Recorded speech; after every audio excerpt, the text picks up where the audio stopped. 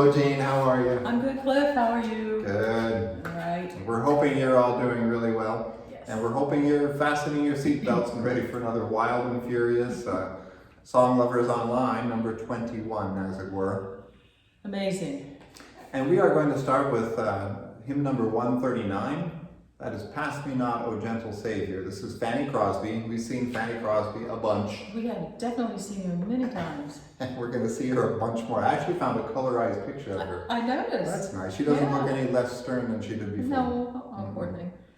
So we've seen her before. A gospel hymn writer who was blind from childhood, wrote more than 8,500 hymns. Wonderful. So I guess we've only scratched, what, 10 of those? I We've think got so. We're barely there. 8,400 to go. We're in trouble. This text was written in the spring of 1868 when Crosby attended a worship service in a Manhattan prison. And here's a quote. After she had spoken and some of her hymns had been sung, she heard one of the prisoners cry out in a pleading voice, "Good Lord, do not pass me by." Crosby wrote the hymn that evening after William Doane, who actually provided the tune, suggested she write a hymn using the line, "Pass me not, O gentle Savior," and it's become one of her most loved hymns. How about that? Yeah. And the tune is William Doane. We've seen this guy before. Businessman, philanthropist, musician. Oh. Had the scores of He's the Beethoven and guy, Handel. yeah. And I want to track him down sometime. Oh, yeah. Well, unfortunately, we can't personally, but maybe he has descendants. Or track him down in the afterlife and say, where'd you Yeah, hide the really. scores? Where'd you put them? So, how many verses would you like to do? Well, we're going to do our usual two. Let's do two. So it'll be 1 and 4. 1 and 4 it is. I don't mess the words up. And I will hopefully not mess the keys up.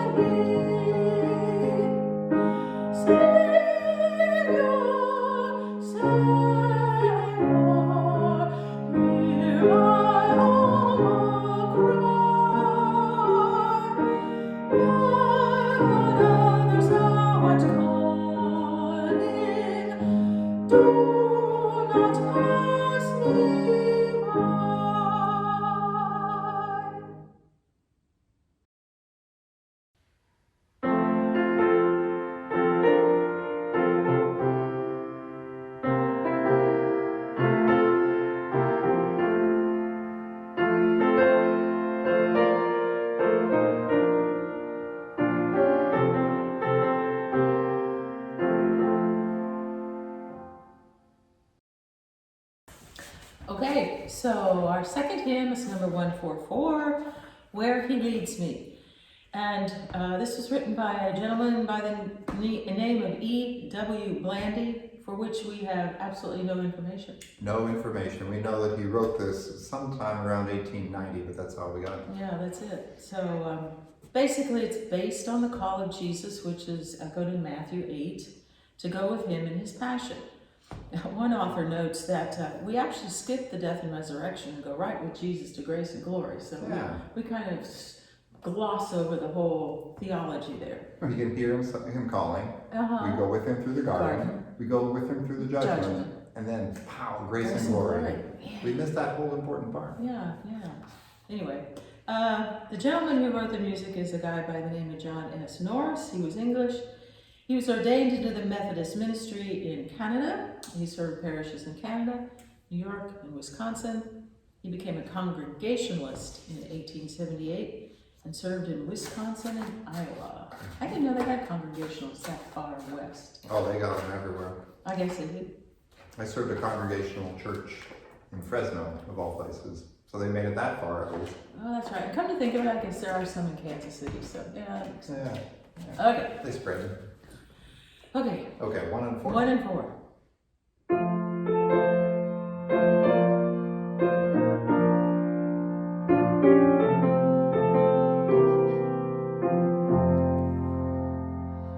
I can hear my Savior calling. I can hear my Savior calling. I can hear my Savior calling. Take thy cross and follow me. Where he leads me, I will follow. Where he leads me, I will follow. Where he leads me, I will follow. I'll go with him all the way. He will give me grace and glory. He will give me grace and glory. He will give me grace and glory, and go with me all the way. Where he leads me, I will follow. Where he leads me, I will follow. Where he leads me, I will follow. I'll go with him all the way.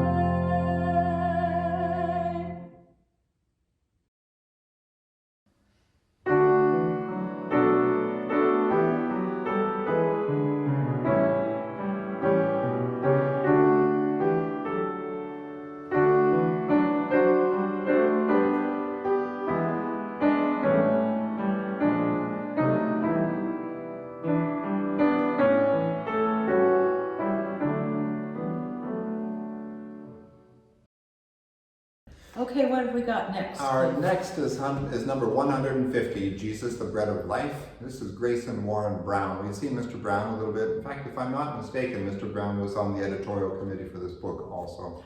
Oh, Maybe not.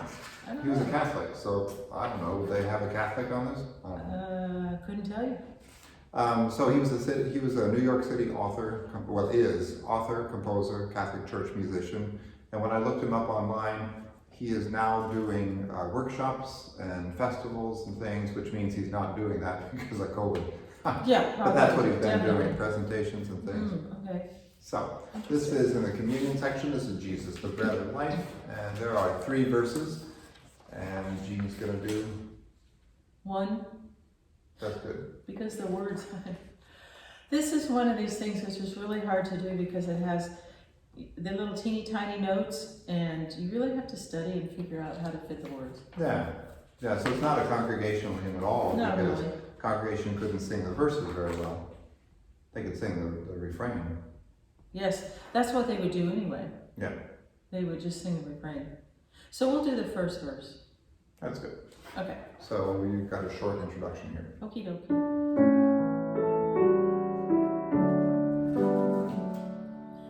Jesus, the bread of life. Jesus, the bread of life. All who eat and drink of Him will never die. Will never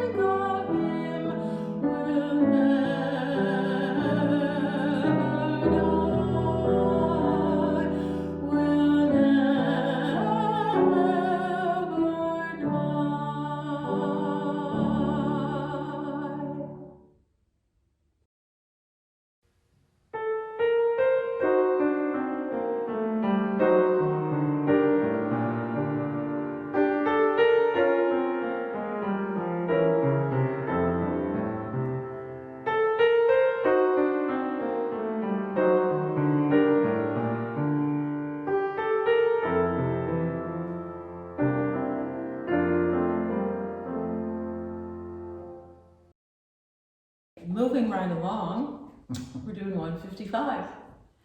And this is another Eucharistic piece in a Mass, and actually it came from a Mass.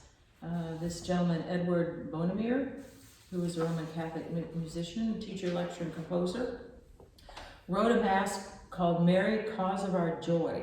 And he composed it for Mother's Day for St. Mark the Evangelist, I can't pronounce this, Evangelist Catholic Church in Harlem. So anyway, he was also an organist in many Roman Catholic churches in Manhattan and Brooklyn. He taught in New York City. He was a pianist with the Eddie Bonamere Quartet, named after himself. Played with Count Basie, Duke Ellington. So this piece has a lot of jazz elements in it. And you were telling me about this Lutheran church where they... Yeah, in New York, St. Peter's Lutheran, where they do a jazz vespers. And it's attracted quite a following. They get some really big names in there. And if this guy played with Duke Ellington and Count Basie, I mean, he had some chops. He's good, yeah. So, has some chops. I think he's still around, isn't he? No, we don't he have dates died. on him. He died 96. Oh, okay. Sorry. Yeah.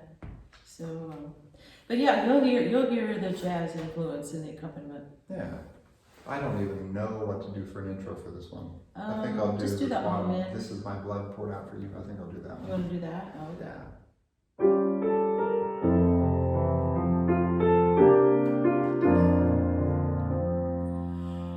This is my body given up for you. This is my blood poured out for you. This is my body given up for you. This is my blood poured out for you. Body of Christ, amen. Blood of Christ, amen.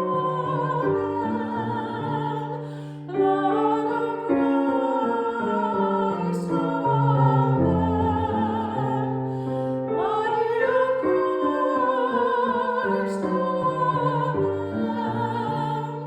Blood of Christ, amen.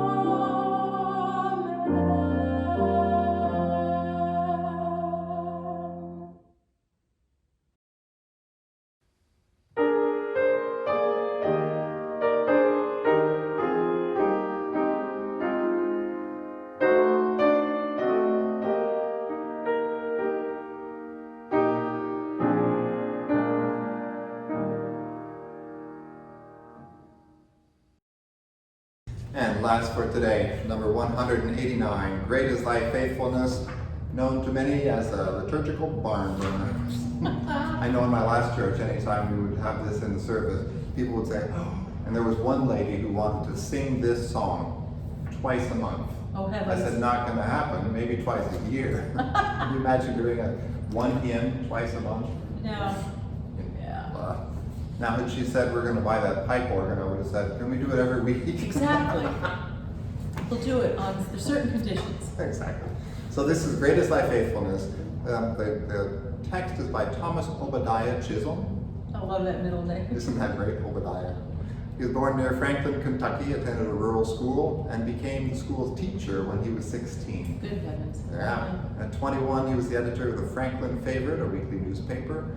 At 27, he attended a revival meeting led by Henry Clay Morrison, and at Morrison's request, he went to Louisville and became editor and business manager of the Pentecostal Herald. Heavens. In 1903, he was ordained in the Methodist Church, served in Kentucky for a year. His health was bad. He moved to Indiana, where he became an insurance agent. Then moved to New Jersey, retired in 1953. He wrote more than 1,200 poems. He was prolific. This was written in 1923 when he was in New Jersey, and the first line comes from Lamentations. And the tune is by a guy named William Runyon. He was born in New York, son of a Methodist pastor. He was a church organist as of age 12. Later, What were you doing at age 12? not playing the organ. He moved with his family to Kansas. He studied and taught music as a teenager. He was ordained in the Methodist Church in 1891, became a Kansas pastor, became deaf, and resigned his position. He moved to Sulphur Springs, Arkansas, and then from 1925 until his retirement in 1948, he lived in Chicago, working with the Moody Bible Institute and Hope Publishing Company. So the story is that Chisholm sent this hymn with some others to Runyon, and Runyon composed the tune in 1923. How about that? Yeah. So we're going to do, what do you say, 1 and 3? That sounds like a Oh, plan. let's do 1 and 2. I love 1 and 2? I love Okay, we'll do summer 1 and and winter 2. and springtime and harvest, sun, moon, and stars, and their courses above. Okay, That's nice. that's we'll do that. Here is your intro.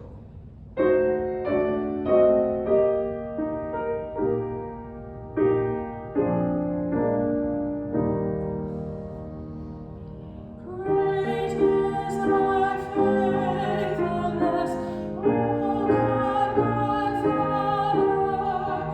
There is no shadow of turning with thee. Thou changest not, thy compassions they fail not. As thou hast been, thou forever wilt be. Great is thy faithfulness, great is thy faithfulness. Morning by morning, new mercies I see. I have needed thy hand provided. Great is thy faithfulness, Lord, unto me. Summer and winter and springtime and harvest, sun, moon, and stars in their courses above, join with all nature in thy witness to thy great faithfulness, mercy, and love. Great is thy faithfulness, great is thy faithfulness. Morning by morning, new mercies I see. I have needed thy hand provided. Great is thy faithfulness, Lord, unto me. And as always, thank you so much for being with us and listening to this cool stuff. And next week there'll be Yeah. another one. And as I was flipping through the hymnal, we have not a lot of hymns like this, but we got a mess of spirituals. Okay. So maybe not next week, but the week after that, Mhm. we'll load up with a bunch of spirituals. Do some more spirituals. Yeah. That's great. And we hope you're feeling well. We hope you're wearing your masks like you should. And hope you're staying away from that sounds Crowds of terrible. people. Stay away from people. Crowds of people. Stay away from crowds. Crowds of people who aren't paying attention to what they should be doing. And wear your mask above your nose. Indeed. Yeah, we had this incident yesterday with the kids. Yes. With the mask down on the chins and around. Yeah. Everybody everybody's getting mask weary. I think so. They're too young to be weary. I know. Well.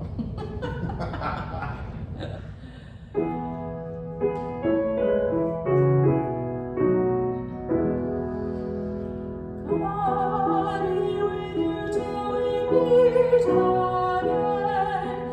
Hide you securely, hide you. Day madness to provide you. God be with you till we meet again. Peace. God's peace.